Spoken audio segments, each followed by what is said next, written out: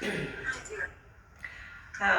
I think of Memorial Day, I am reminded of the many stories my father would tell me of his experiences during World War II.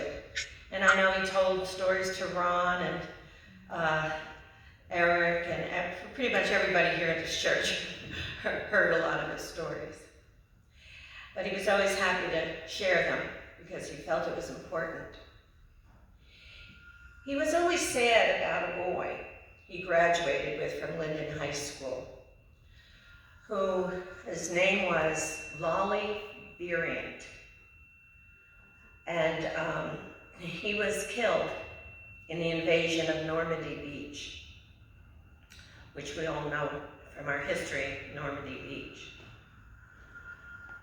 But my father was always sad and spoke many times of this young man and how he felt blessed that he knew he was a good friend and he knew him very well, and always felt that he wanted to live and honor him and live his life in honor of all those young men who lost their lives too early.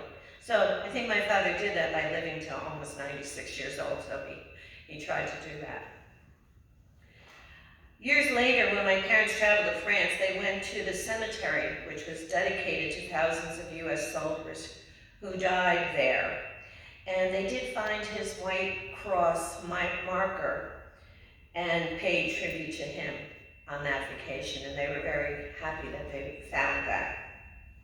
He even went back later, came here to Linden and talked to Liberian's parents and brought them something from France that was he gave to them so that they knew he had visited there, which they never got to, the parents never got there. I'm also reminded of the last time my father walked in the Memorial Day parade, which he did faithfully every year. My mother always walked part way with him. She would meet him at the end and walk half of the distance with him to the very end. He walked this particular Monday, he walked down to the American Legion, which was at the end of the street, and when he got there, the commander said to him, "Oh, Mr. Kastner, we have a car over there for the older vets to ride in during the parade, so you can ride in the car." So my father gracefully answered him, "Oh, okay, that's great. So when I get old, I will ride in that car, but today I'm walking." He was 94. He was very sad and very mad when he was 95 that he couldn't walk in the parade because it was canceled due to rain, kind of like today and this weather. And he was upset that he couldn't walk in the parade when he was 95. That would have been his last parade. The character and the strength of the greatest generation always to this day amazes me that they never gave up. They never gave up on anything. They kept persevering no matter what, which is a good lesson for us all to learn, that we keep going, and we keep trying, and we keep looking forward to a new day, a better day, a brighter day. And I learned that from them. The two poems that I'm going to read to you are short. The first one is one my father gave me, which was written by a friend of his. So I'll read it the best I can because my father added things and crossed things out, but I'll do the best I can. This is called In Hallowed Ground. In hallowed ground, amid the white markers, I rest in solemn quiet. The summer grass and whispering leaves keep blissful peace in reverent silence. I'll move over here. I'll read that again. The summer grass and whispering leaves keep blissful peace in reverent silence.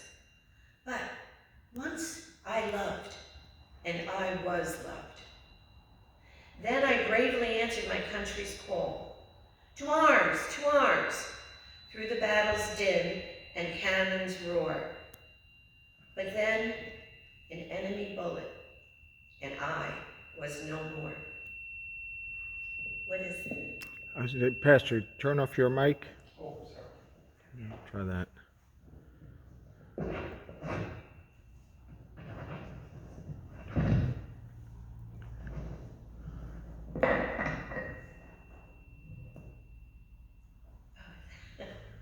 Okay. Two arms through the battle's din and cannon's roar. But then an enemy bullet, and I was no more. Once proudly I soared with eagles, winged armadas in the sky, amid the machine gun clatter. But then fallen angels with broken wings and broken hearts, and I soared no more. On waves of ocean brine I sailed, battle flags crisply flapping in the breeze. Not that one. But in morning's early mist, the silent enemy from below, convoys of hope, of men in arms, a torpedo's roar, and I sleep in darkness forevermore. Weep not for me, but remember my young and smiling face, for I bravely gave that you might live this day in sacred honor. Veterans all, no matter graying heads or stooping shoulders, stand tall. There is yet a promise to come, in peace, in paradise, forevermore. So raise the banners, roll the drums, step out smartly, and I say to all of you, rest in peace, my comrades. You have not died in vain.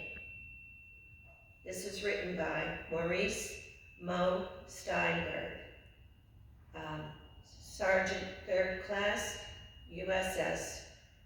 He was on the ship Modoc, Coast Guard, during World War II with my father. He was my father's shipmate. Freedom isn't free. I watched the flag pass by one day. It fluttered in the breeze.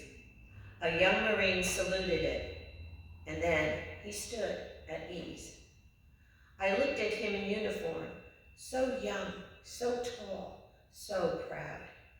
With hair cut square and eyes alert, he'd stand out in any crowd.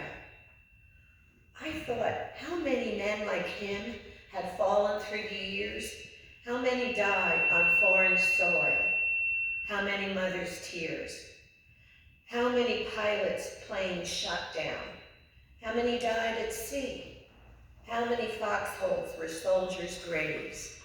No, freedom isn't free. I heard the sound of taps one night when everything was still.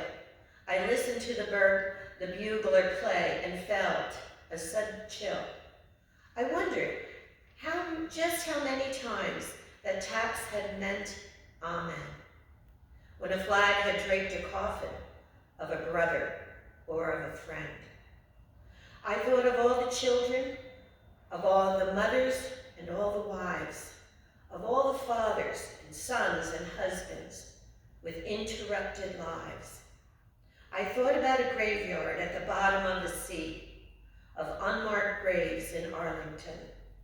No, freedom isn't